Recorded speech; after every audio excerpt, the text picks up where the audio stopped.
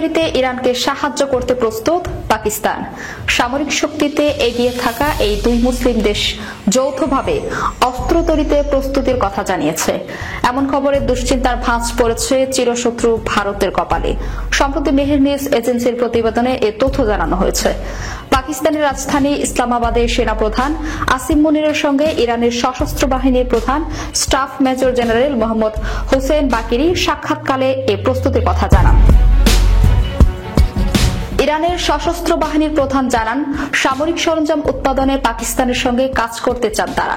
প্রতিরক্ষা সরঞ্জামের যৌথ উৎপাদনে সহযোগিতা করতে প্রস্তুত ইরান।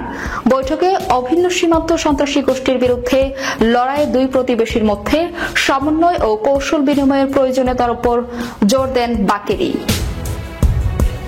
এ সময় তিনি সন্ত্রাসী গোষ্ঠী জাইশ আল আদলের বিরুদ্ধে পাকিস্তানের সংকল্পের প্রশংসা করেন। তিনি এছাড়া সমন্বিত আন্তঃসীমান্ত টহল ও যৌথ মহড়ার প্রয়োজনীয়তার উপর জোর দেন